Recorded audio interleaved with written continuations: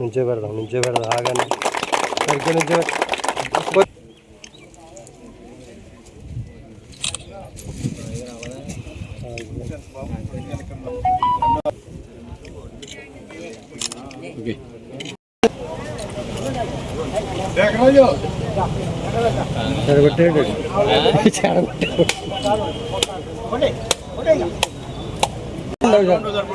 రాజు గారు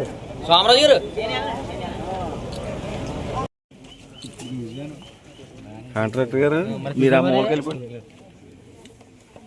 నుంచే పెడదాం ఆగానే సరిగ్గా నుంచే గ్రామాల్లో అభివృద్ధి పరుగులు పెట్టాలనే ఆలోచనతో నారా చంద్రబాబు నాయుడు గారి యొక్క ఆశీస్సులతో ఎన్డీఏ కూటమి ప్రభుత్వ పరిపాలనలో ఈనాడు గ్రామాలన్నీ కూడా అభివృద్ధి వైపు అడుగులు వేస్తూ ఉన్నాయి. మొదటి సంవత్సరం ఎన్డీఏ కూటమి పాలన పూర్తి చేసుకుని తొలి అడుగు ఏదైతే ఎన్డీఏ కూటమి ప్రభుత్వం వస్తే ప్రజలు ఏ విధమైన ప్రభుత్వం రావాలని కోరుకున్నారో అటువంటి ప్రభుత్వం ఈనాడు వచ్చిందని సంతోషాన్ని వ్యక్తం చేస్తూ ఉన్నారు. ఒక సంవత్సర పాలనలో ఎన్డీఏ కూటమి పరిపాలనలో మేనిఫెస్టోలో చెప్పిన అన్ని అంశాలు కూడా పూర్తి చేసుకుంటూ ఈ ప్రభుత్వం ముందడుగు వేస్తూ ఉంది. 2 రోజుల క్రితమే తల్లికి వందనం చదువుకునే పిల్లలు ఎంతమంది ఉంటే అంతమందికి కూడా వారందరికీ కూడా 15,000 రూపాయలు ఆనాడు వేస్తానని చెప్పారు. 13,000 రూపాయలు వారి అకౌంట్లో, 2,000 రూపాయలు స్కూల్ అభివృద్ధి కోసం అకౌంట్లో.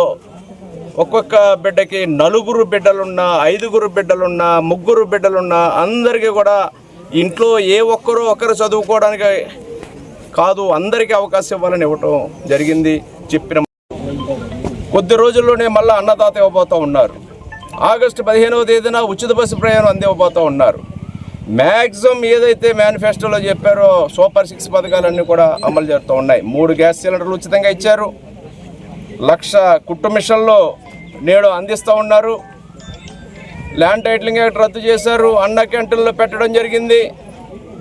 ఈ విధంగా అన్ని కార్యక్రమాలు కూడా ఒకదాని త్వరతోటన్ని పూర్తవుతున్నాయి. ఒక పక్క అమరావతి, ఒక పక్క పోలవరం, అనేక కార్యక్రమాలతో ప్రజలు సుఖ సంతోషాలతో ఉండాలనే విధంగా మరి యోగాంధ్ర ప్రధానమంత్రి వచ్చి ఈనాడు రేపు వైజాగ్ 21వ తేదీన యోగా డేలో అంతర్జాతీయ యోగా దినోత్సవం మన రాష్ట్రంలో వైజాగ్లో జరగడం కూడా చాలా శుభ పరిణామం. దానికి ముఖ్య అతిథిగా ప్రధానమంత్రి ఇచ్చేయడం ఇంకా శుభ పరిణామం. ఈనాడు ప్రపంచ చరిత్రలోనే ఆంధ్రప్రదేశ్ రాష్ట్రం వైజాగ్ లిఖించబడుతుంది యోగా డే రోజున అనేది ఒక రికార్డు, ప్రపంచ రికార్డు సృష్టించబోతూ ఉన్నాం అనేది కూడా తెలియజేస్తూ ఉన్నారు. దాన్ని విజయవంతం చేయాలని అందరినీ కోరుకుంటూ ప్రజలు అనేక ఆశలతోటి ఈనాడు ఎన్డీఏ కూటమి ప్రభుత్వాన్ని అధికారంలోకి తెచ్చారు. వారి కోరికలు ఒమ్ము కాకుండా దశల వారీగా అన్ని సమస్యలు కూడా పరిష్కారానికి మేమందరం కూడా కలిసి కృషి చేస్తామని, ఏ నమ్మకంతో విశ్వాసంతో మాకు అవకాశం ఇచ్చారో దాన్ని నిలబెట్టుకుంటామని కూడా ఈ సందర్భంగా తెలియజేసుకుంటూ మరి మాట్లాడే అర్హత వైసీపీ నాయకులకు లేదని ఏదో అన్నప్రాసన రోజునే ఆవకాయ పెట్టమన్నట్టుగా ఉంది వారి తంతు.